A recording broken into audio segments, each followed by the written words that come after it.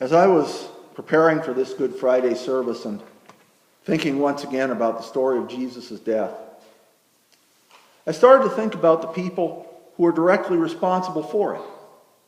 I mean, we know it was God's plan and it was necessary for our salvation, but still, there were human beings who actually did things that caused Jesus to die. And they were not serving God by doing that. At least they were not consciously serving God by doing that. They were serving themselves in their own interests. There was Pilate, of course. We heard quite a bit about Pilate in our reading for tonight. Pilate gets his share of blame for Jesus' death, and we understand why. But you know, as we read this, we see Pilate had nothing in particular against Jesus. He really did not care that much about Jesus one way or another. In fact, he appears to have been scared at the whole thing. Pilate was the Roman governor. He had no reason to be concerned with this Jewish guy. He was just trying to keep the peace. He'd have been happy to let Jesus go if that would have satisfied the people. In fact, he tried to do that. As you heard, even Jesus said that there were people who were guilty of greater sins in this story than Pilate was. Then there was Herod. Now, Herod does not appear in the Gospel of John. He was not in the story we read tonight, but Luke tells us that Pilate sent Jesus to Herod, hoping that Herod would take care of the situation. Now, Herod really did not care much about Jesus one way or the other either. He'd heard about Jesus. He was hoping to see Jesus perform some sort of sign, some sort of miracle. But when Jesus did not do that, Herod lost interest, sent Jesus back to Pilate. Herod deserves some blame because he could have kept Jesus from dying and did not do so.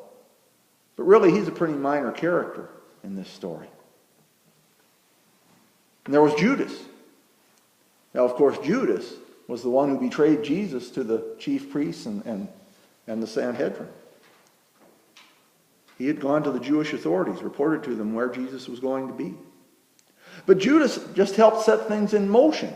Now, he deserves his share of the blame too, no doubt about that, but he did not exactly act alone.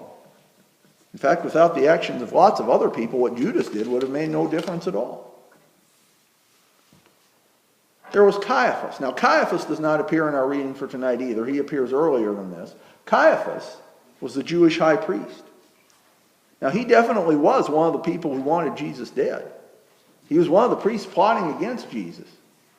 He may even have been the one that Judas reported to and the one who sent the soldiers to the Garden of Gethsemane. We don't know that for sure, but he might have been. We know that Jesus was first taken to Annas and then to Caiaphas, and it was only after that that he was taken to Pilate. So Caiaphas certainly deserves his share of the blame too. But again, even though Caiaphas was the high priest, he could never have done all this by himself.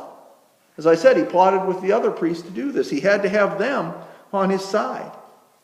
If those other priests had opposed him, Jesus would never have been arrested, much less killed. Now, those are the only people who are given a specific name who had a role in Jesus' death. The others are just named as groups. They're referred to as the soldiers, or the priests, or the Sanhedrin, or the crowd. We don't know anything about the individuals who were part of those groups, but each one of those individuals who's a part of one of those groups shares some of the blame for Jesus' death too. We have no idea who they even may have been. And maybe that's part of the point. Because it was not one person who was responsible for the death of Jesus. It was everybody. Everybody who was around there anyway. Every one of the soldiers. Every one of the priests. Every one of the Sanhedrin. Everyone in the crowd. Every one of those people who shouted, "Crucify," deserves part of the blame for Jesus' death. Now, that's not even to say that each and every one of those people wanted Jesus killed. We don't know that, but the thing is, we have no record of anybody trying to stop it.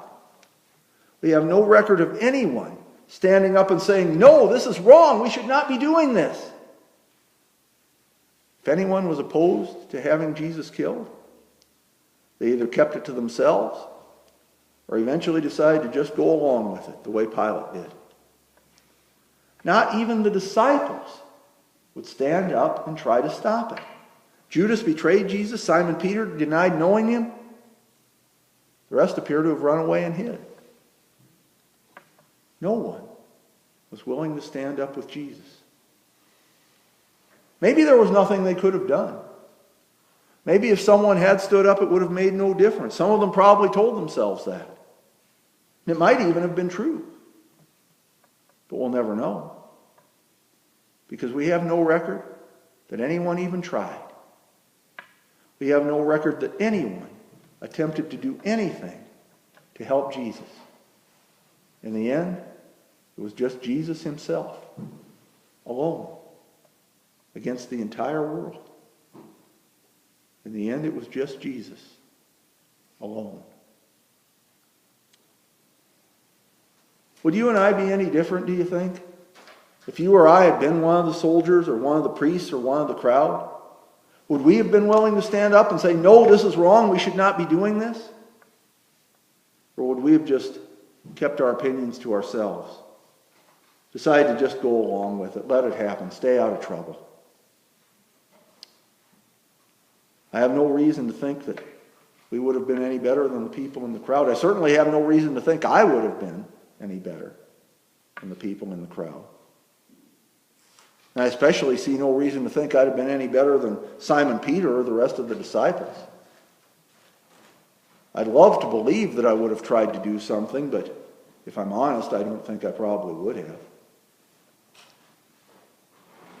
Everybody was responsible for Jesus' death.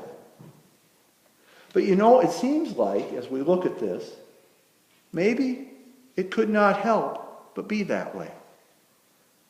It seems like maybe that was part of God's plan too. Because after all, Jesus died to take the punishment for the sins of all of us. God knew that all of us would be responsible for Jesus' death. God knew all of us would need saving, every one of us. And so God planned for it. And you know, if we really thought that we would be better than the crowd, that we would be better than the disciples, if we really thought we would be the one who would stand up and do something, we might also think that we really did not need saving. We might think Jesus did not actually die for us because we were so good that we did not need forgiveness and salvation. And then we might not take advantage of the incredible gift of salvation that God gave us through Jesus' death. But it's because we realize that we are no better than the disciples that we come to this Good Friday service. I mean, it's kind of a strange thing, don't you think? Can you think of any other faith that looks at the death of its founder as something to celebrate? I cannot think of one. And yet, as Christians, that is exactly what we do. We celebrate Good Friday. We celebrate the killing of Jesus. That must seem so odd to non-Christians if they really think about it. It must seem so strange to them that we would celebrate the killing of Jesus Christ, the person we claim as our Savior, the person we claim to follow, the person for whom our faith is named, Christians. But we do celebrate it. We do celebrate Jesus being killed. Now, we don't celebrate it because we're happy Jesus was killed, of course. We celebrate because we're grateful that Jesus was willing to die. We celebrate Good Friday not because of what happened, but because of what it means. We celebrate the death of Jesus because we know that he died for us, for you and for me. We celebrate the death of Jesus because we know that it was not a permanent death. We celebrate the death of Jesus because we know that Jesus defeated death and rose again. And we celebrate the death of Jesus because we know that Jesus did not just defeat death for himself. He defeated death for each one of us. Every one of us is responsible for Jesus' death, and yet Jesus rose again and defeated death and took the punishment for the sins of every one of us. In a little while, we'll leave here. We'll go on about our business, going wherever we go, doing whatever we do. And before long, probably everyone will have forgotten everything I said here tonight. And I don't mean that as a criticism of anybody. It's just the way it is. I've heard lots of Good Friday messages in my life. I don't know that I can remember anything about any of them. I don't know that I particularly remember the Good Friday messages that I've given myself as far as that goes.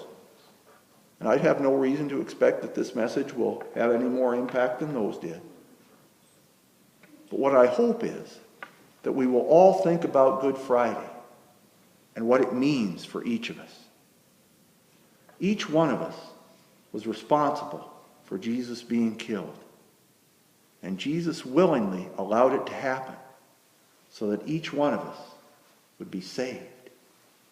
And that truly is something to celebrate. Amen.